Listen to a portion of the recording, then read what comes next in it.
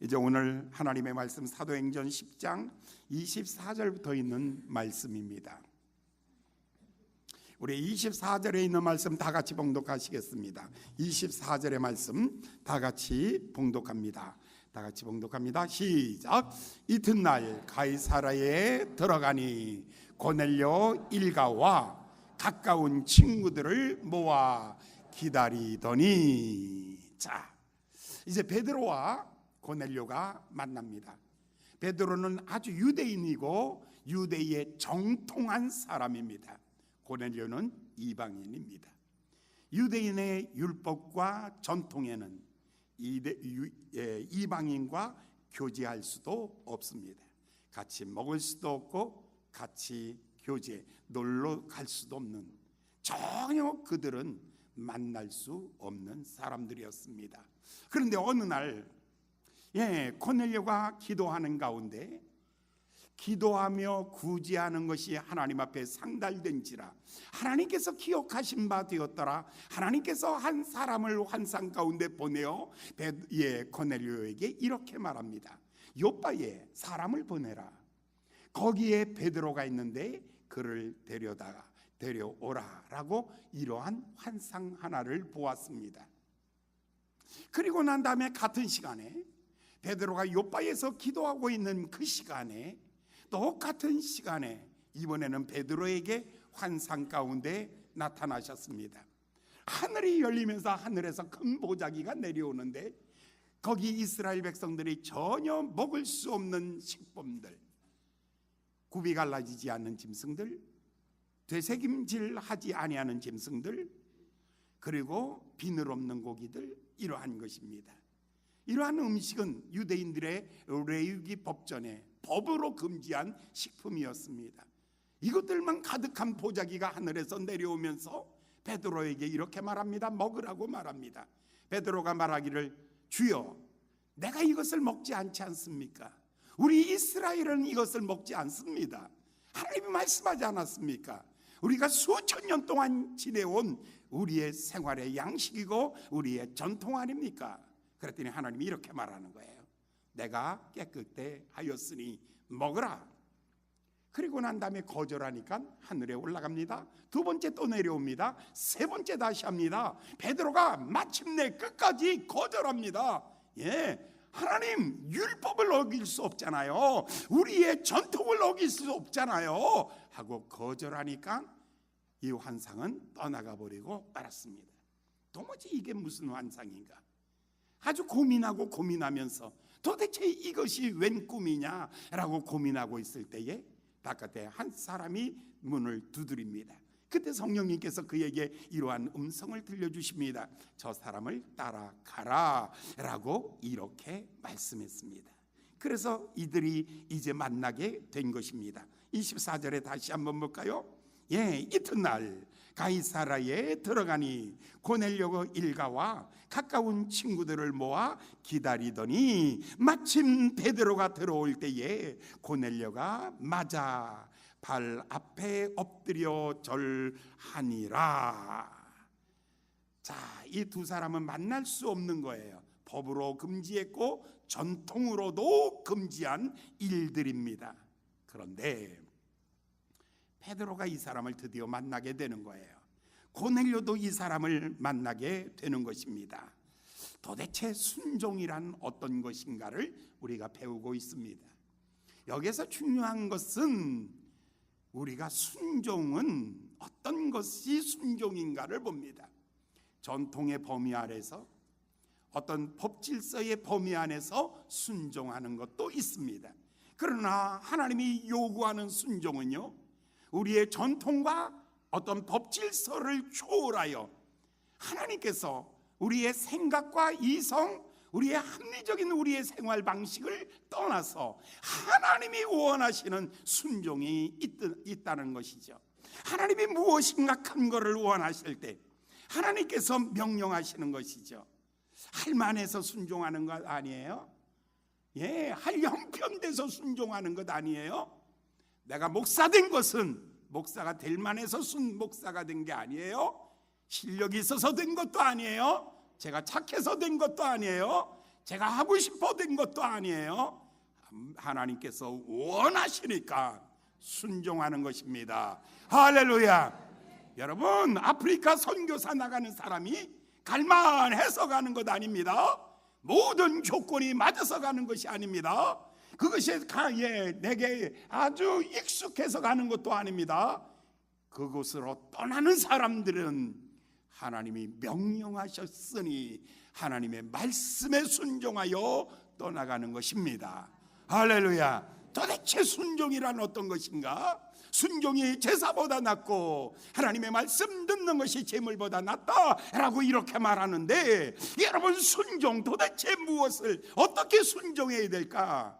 할만해서, 할만한 형편이 되기 때문에 라고 하는 것 아니죠.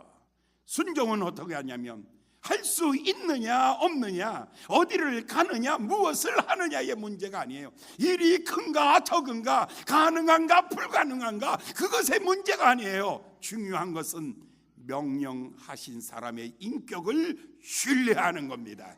할렐루야. 가라고 말씀하시니가 책임지십니다. 가라고 말씀하시니가 책임지십니다. 할렐루야. 이것입니다. 여러분, 부모가 자식이 떡 달라면 돌 줄 부모 어디 있습니까? 부모가 자식이 생선 달라면 뱀 줄 부모가 어디 있습니까? 너희의 하늘의 하나님께서도, 아버지께서도 이 세상 아버지보다 낫지 못하겠습니까? 왜냐하면 그는 선하신 하나님, 그는 모든 것을 완전하신 하나님, 모든 것을 할 수 있는 능력의 하나님이시기 때문에 그 하나님이 명령하셨다면 불가능을 가능케 하며 없는 것을 있게 하며 실패를 성공으로 바꿀 수 있는 전능하신 하나님이 말씀하셨기 때문에 순종하는 것입니다. 순종의 근거는 내가 할 수 있는가 할 수 없는가 그 문제도 아닙니다.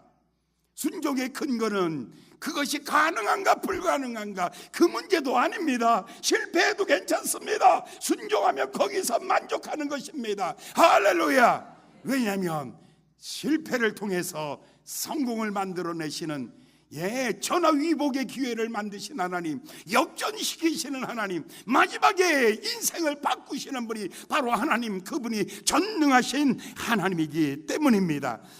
왜 순종합니다? 왜 순종합니까? 하나님 때문입니다. 말씀 때문입니다. 그분을 믿는 것입니다. 그분을 신뢰하는 것입니다. 그분을 의지하는 것입니다. 할렐루야. 하나님의 살아계시고 하나님의 역사하시고 우리 가운데 일하시는 그 하나님, 그분을 믿기 때문에 순종하는 것입니다. 모세가 어떻게 바로와 싸워야 됩니까? 그리고 어떻게 이스라엘을 여러분 광야 40년 인도할 수 있겠습니까? 불가능한 일입니다. 안 되는 일입니다. 절대 안 되는 일입니다. 100% 안 되는 일입니다. 그러나 그가 갈 수 있었던 것은 주님이 함께 가기 때문입니다. 전능하신 분이 함께 가기 때문입니다. 전능하신 하나님이 함께 가기 때문입니다. 여러분, 홍해의 길 내시고, 여러분 광야의 길 내시고, 하늘에 만나를 주시고 반석에 생수를 내시는 그 전능한 하나님이 함께 가기 때문에 순종할 수 있습니다. 할렐루야. 할렐루야. 우리가 순종할 수 있는 근거는 그분이 살아계시고 우리에게 말씀하시고 그분이 전능하시기 때문에 우리가 순종하는 것입니다. 할렐루야. 명령하신 분이 책임집니다. 걱정하지 마십시오. 명령한 분이 책임지는 것입니다. 여러분, 학교도 그렇습니다. 군대 생활도 마찬가지입니다. 가정도 마찬가지입니다. 아버지가 말했으면 아버지가 책임지는 거예요.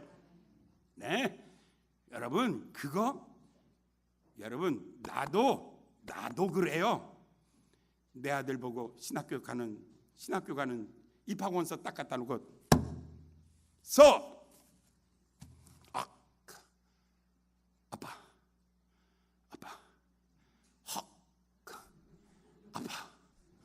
아빠 기도하고 결정해. 가. 얼마 지났어요? 신학교 갔대요. 할렐루야. 그 다음부터 속 타는 건 누구인 줄 아세요? 그 다음부터 누가 속 타요? 누가 속 타요? 솔직히. 그 다음부터 속 타는 건 내가 속 타는 거예요. 야, 이거 큰일 났네. 등록금 준비하자. 간단해요. 아빠가 가라 그랬잖아. 집에 와서 학교 갈 때마다 아빠가 가라 그랬잖아. 그러니까 연애 결혼하면 자기가 책임져야 되고, 중매 결혼하고 부모가 말하면 부모가 책임져야 되는 거예요. 할렐루야. 연애 결혼해놓고는 와가지고 부모가 책임지라 그러면 부모가 그거 책임지겠어요? 절대로 책임지지 않죠. 니네가 결정했으니까 니네가 책임져야지. 왜 그 짐을 나에게 맡기느냐 이거예요. 여러분, 인생 사는 거 다 똑같잖아요. 인생의 원리는 똑같아요. 명령한 자의 그분의 인격을 믿고 순종하면 책임은 누가 지시냐면 주님이 지십니다. 할렐루야. 깊은데 그물을 던져라 말씀하시니가 2배에 가득하게 만드시고, 오른편에 그물을 던지라 말씀하시니가 배에 가득하게 말씀하시고, 홍해에 내 지팡이를 내밀라 라고 말씀하시니가 홍해를 가르시는 하나님이신 줄 믿습니다. 여러분, 두려워 말라 하시니가 여러분의 미래를 책임집니다. 담대하라고 말씀하시니가 여러분의 삶을 책임집니다. 할렐루야. 나르는 새도 입히고 먹이시건만 들판에 있는 꽃도 입히시는 하나님이시니 하물며 너희일까 보냐, 하물며 순종하는 너희일까 보냐. 하나님께서는 여러분들이 순종이 제사보다 좋고 하나님을 존귀하게 만드는 것이고 하나님의 이름을 높이는 길이 순종입니다. 그러므로 여러분의 순종을 통해서 여러분의 삶에 하나님께서 머리털 하나도 상함이 없이 지켜주시는 하나님의 삶의 축복의 보장이 있기를 예수님의 이름으로 축원합니다. 아멘. 두 번째 문제는 25절에 있어요. 고넬료가 베드로를 만나자마자 무릎을 꿇고 엎드려 절하였다. 이게 워십입니다. 이게 바로 예배입니다. 사람을 이렇게 존중하고 높이는 고넬료입니다. 여러분, 사람 무시하지 마십시오. 정치인들이 사람 무시하다가 다음에 낙선되는 거 보잖아요. 국민 무시하다가 끌려 내려가는 거 다 봤잖아요. 사람 무시하면 다 그렇게 되는 거예요. 여러분, 절대로 사람 무시하지 마시고 사람을 존중하되, 얼마큼 존중해야 될까요? 무릎을 꿇어 머리를 숙여 예배하듯이 존중하는 거예요. 이야, 야곱이 인생이 바뀌고 난 다음에 그의 처음에는 형을 절천기 원수라 그랬어요. 저 형만 꺾으면 내가 1등이라고 늘 생각했어요. 그런데 그가 환도뼈 부러지고 난 다음에 형님을 만나니까 하나님 얼굴 만나는 것처럼 반갑습니다 라고 이렇게 말해요. 상대를 존중해 주십시오. 대접을 받고 싶습니까?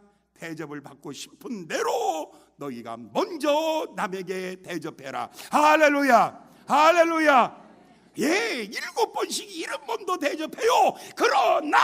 그러나 사람 한계가 있잖아요. 누구에게만 강요하지 마세요. 여러분, 형제들 간에도 있어요. 하나 왕따 시켜놓고 하나 바보 만들어 놓고 너는 맨날 청소만 하라 그러고 지네들끼리 패거리에서 놀고.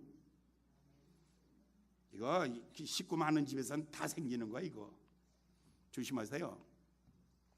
어디 간들 다 있어요. 누구 한 사람만 낮추지 마세요. 누구 한 사람만 일하게 하지 마세요. 누구 한 사람만 섬기라고 하지 마세요. 모두가 다 같이 하시기 바랍니다. 할렐루야. 말하는 지도력이 아닙니다. 함께 섬기는 지도력입니다. 여러분, 이 고넬료의 리더십은 뭐예요? 그가 이달리아 대백부장입니다. 굉장한 사람입니다.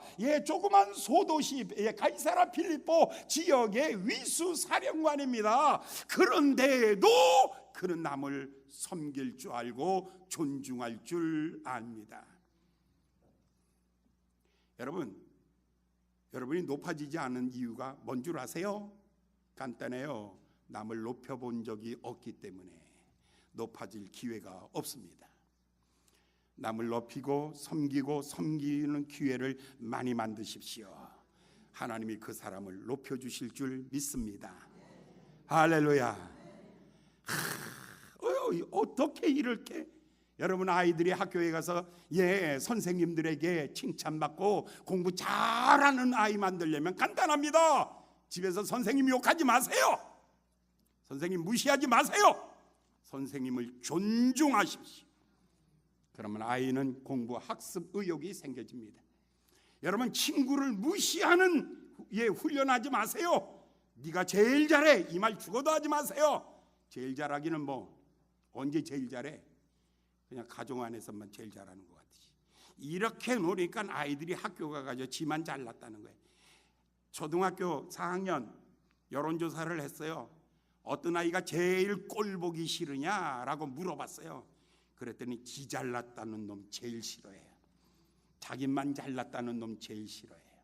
남을 섬길 줄 알고 남을 존중할 줄 알고 남에게 배려할 줄 아는 아이로, 남과 경쟁하지 아니하고 남에게 양보할 줄 아는 아이로, 그렇게 여러분 자녀도 키우시기 바랍니다.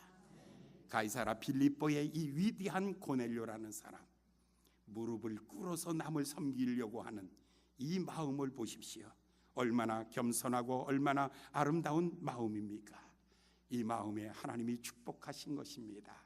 할렐루야, 할렐루야. 요즘에 교인들은요, 목사 만들어요. 어떤 분이 예배 끝나고 식당에 앉아가지고 어머 참 우리 목사님 설교 그렇게 은혜스러워. 그러니까 딱 뭐라 그러는지, 그런 소리 하지 마라, 그런 소리 하지 마. 그런 소리 해가지고 목사님이 그런 소리 자꾸 들으니까 교만해지는 거야 지금. 아이고, 저 교만해질까봐 저 칭찬 못하는 사람들 몇 사람 있어. 여러분이 다루지 않아도 하나님이 다루시니까 그냥 여러분들 고넬료처럼 살아. 할렐루야.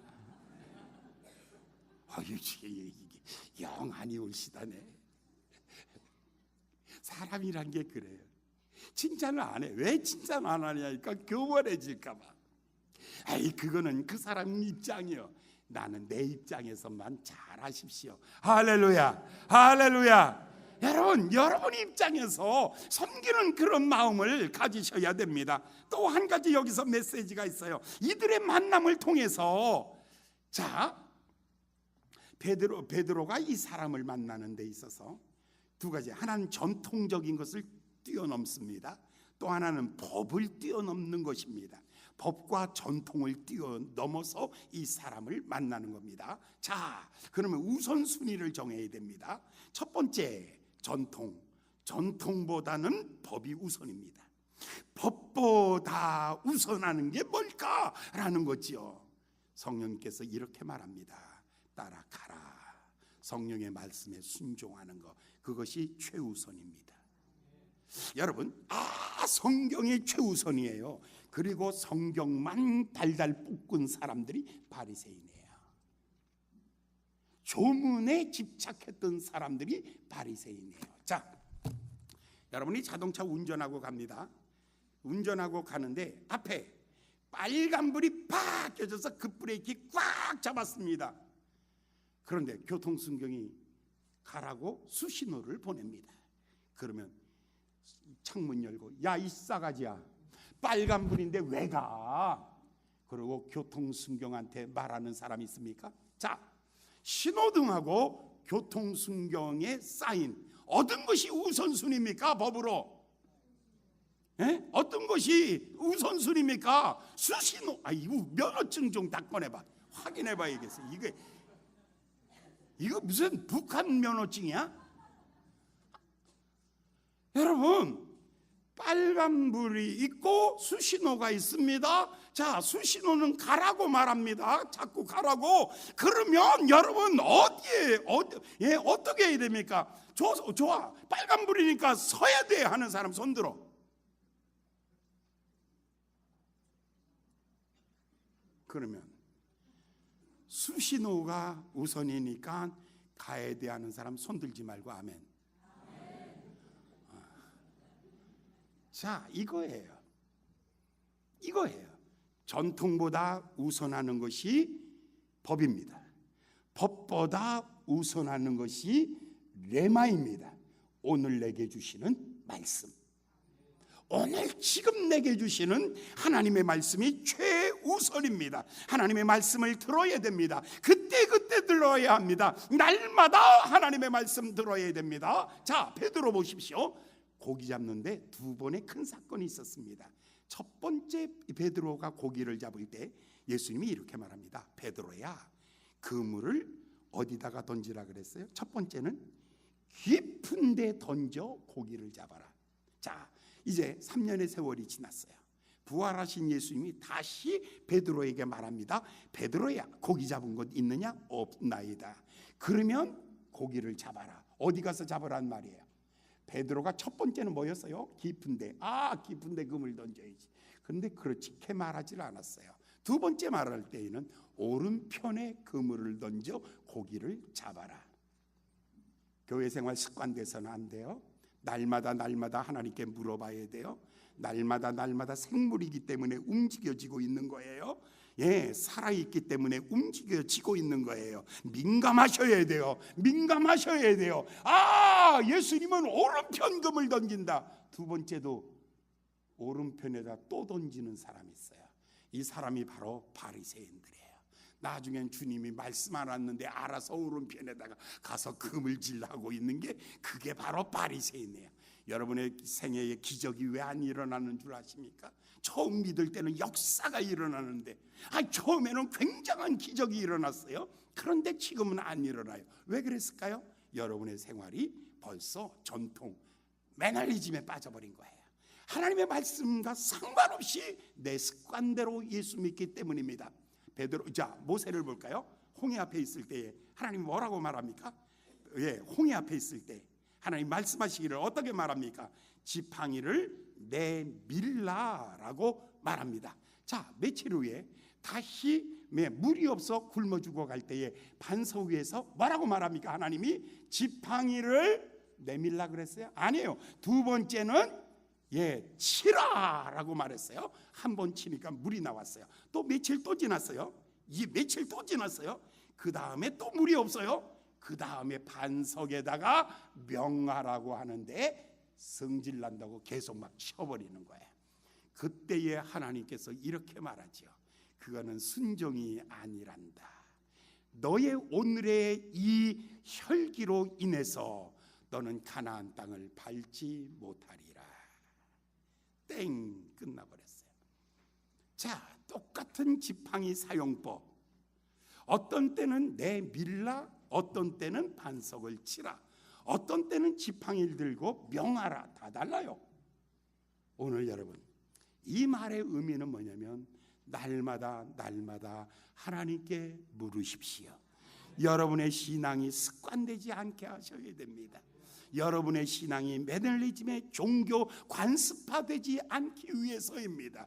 베드로에게 하나님께서 지금 이렇게 말씀하시는 것은요, 하나님이 역사하고 있는 것입니다. 오늘의 말씀을 여러분 꼭 들으시기를 예수님의 이름으로 축원합니다. 자, 29절에 있는 말씀을 한번 보겠습니다. 29절의 말씀 다 같이 읽겠습니다. 시작. 부름을 사양치 아니하고 왔노라. 묻노니 무슨 일로 나를 불렀느냐. 자, 어떤 때 우리가 순종할 때 끝자락 모르고 순종하는 겁니다. 어떤 사람이 저한테 말해요. 목사님, 그렇게 해서 성공합니까? 그렇게 해서 반드시 성공합니까? 성공했으면 좋겠다는 것 뿐이지 성공의 보장은 없다. 그러면 왜 합니까? 단지 순종할 뿐이다. 이겁니다. 지금 베드로가 환상 봤어요. 그리고 주의 음성 들었어요. 그리고 여기까지 왔어요. 그런데 여기 와서 뭐 하라는지, 여기 와서 뭘 하라는지 아무것도 모르는 거예요. 그러니까 베드로가 지금 말씀하기를 왜 나를 불렀는지, 무슨 일로 나를 불렀느냐, 내가 왜 여기 있어야 되는지 알지 못할 때가 많이 있습니다. 여러분, 혹시 여러분이 순종하다가, 하나님의 말씀이기 때문에 순종하다가 이게 도대체 나 뭐하라고 여기 세워놓는 거야, 이런 사람들이 있어요. 여러분, 교회 와서 봉사할 때 사람들은 그래요. 봉사할 때에 뭐 굉장한 일이 벌어져야 되는데 오늘은 저 바깥에서 안내 좀, 저 바깥에 주차 관리 좀 해주세요. 어제 우리 주차 관리를 하는데 보니까 그제인가요? 그제 주차 관리를 하는 게 낮에 30도 굉장히 더워요. 안수 집사님들 저 끝에 서서 거기서 주차 관리를 하더라고요. 땀 뻘뻘 흘리면서 할 거예요. 거기서 딱 이런 생각 날 거예요. 아니 이걸 못 하나? 내가 여기서 이거 왜 해야 되나? 이런 생각 갖게 될 거예요. 중요한 거예요. 어느 날 선교사 시험을 보러 왔어요. 생도에게 이렇게 말합니다. 생도에게 말하기를 배추를 심으세요 하고 배추 다 줬어요. 이튿날 다시 또 왔어요. 오늘은 뭐 할까요? 그러니까 이번엔 배추를 다 뽑아서 거꾸로 심으세요. 환장 안 해. 그러면 여러분 뭐라는 거예요? 이거 똥개 훈련시키나 그럴 거예요. 근데 이렇게 그러니까 나머지 사람들이 이게 별 희한하네. 이거 말도 안 되는 거 시키네. 그리고 가버리고 한 사람이 딱 거꾸로 심고 와가지고 말하는 거예요. 다시 이튿날 됐어요. 다시 또 바르게 심게. 뭘 보고 있는 거예요? 지금 뭐 하고 있는 거예요? 그 일의 열매는 누가 주시냐면 하나님이 주시는 거예요. 여러분 아시겠습니까? 순종이 바로 이것입니다. 무슨 일을 알지 못하나이다. 여러분 그렇습니다. 베드로가 본토 친척 아비집을 떠날 때 히브리서 11장 8절에 어떻게 말합니까? 확실하게 말하기를 갈 바를 알지 못하고 순종하여 나아갔느니라. 정말 똑똑한 척하지 마세요. 하나님 앞에서는요. 하나님 앞에서는 똑똑한 척하지 마세요. 알지 못하고도 나아가느니라. 할렐루야. 알지 못하고도 요단을 밟느니라. 그래 어떤 일이 벌어져요? 요단강이 갈라지는 역사가 일어나는 거예요. 알지 못하고도 여리고를 도느니라. 어떤 일이 벌어져요? 여리고가 무너지는 거예요. 하나님은 우리의 순종을 보시고 하나님은 우리에게 기적을 선물로 주시는 줄 믿습니다. 그런데 이거 진짜 어려운 거예요. 여러분 요셉이라는 사람 보십시오. 요셉이라는 사람 하나님이 꿈 환상 줬어요. 11볕단들이 나에게 절하더이다. 하늘의 달과 별들이 나에게 절하더이다. 꿈 줬어요. 거기에 대한 힌트 하나도 없어요. 꿈만 주셨지 환상만 주셨지 힌트가 없어요. 이 일이 어디서 이루어지는가, 언제 이루어지는가, 어떤 과정을 통해서 이루어지는가, 그리고 그 열매와 결과는 뭔가 하나도 몰라요. 하나도 몰라요. 그러나 캄캄하고 어려울 때에 순종하고 나아가는 것입니다. 할렐루야. 캄캄하고 어려울 때에 순종하고 나아가는 것입니다. 그게 바로 순종이고 믿음입니다. 우리나라에 안인숙이라는 분이 있어요. 안씨들 괜찮네. 안인숙. 이분이 일제강점기 때 처녀였어요. 엄청 기도하는 처녀인데 하나님이 환상을 주시는 거예요. 너는 저 일본에 가서 그들의 군국주의를 심판하고 그들을 하나님의 음성으로 책망하라는 소리를 들어요. 그리고 이 사람은 일본으로 갑니다. 호롤단신 빠져서 일본으로 가는 거예요. 그 일본으로 갔는데 일본 어디까지 들어가냐면 국회까지 들어갔어요.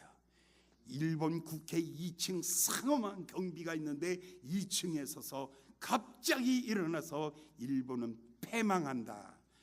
회개하고 돌이켜라. 하나님께서 명하셨다. 너희가 만일 회개하지 아니하면 불로 너희를 심판하리라 하고 외쳐버렸어요. 그랬더니 즉시 거기서 잡혀가지고 우리나라로 소환됐어요. 소환돼가지고 어디로 갔냐면 저기 평양 형무소에 갇히게 된 거예요. 평양 형무소에 갇혔는데 사형 선고를 받고 이제 죽음을 기다리고 있는 거죠. 그때에 그분이 써놓은 노래가 하나 있는데 내일 일은 난 몰라요. 하루하루 살아요. 불행이 나요 행함도 내 뜻대로 못해요. 험한 이 길 가고 가도 끝은 없고 고네요. 주님 예수 팔레미사 내 손 잡아 주소서. 내일은 난 몰라요. 장래일도 몰라요. 아버지 여보지요 내 손 잡아 주옵소서.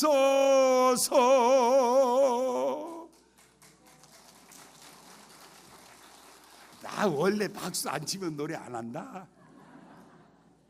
그런데 감옥에서 하나님 순종해서 내가 일본 가서 하나님 외치라 그래가지고 일본 국회에서 목숨 걸고 외쳤더니 사형 선고받고 지금 내가 이 감옥에서 죽어가고 있나이다. 주기철 목사님 순교한 그 감옥입니다. 거기서 믿음의 선배들이 다 죽어갔습니다. 하나님 이제는 내 차례입니다 하면서 기다리고 있는데 사형 선고 받고 난 다음 사형 집행일 이틀 전에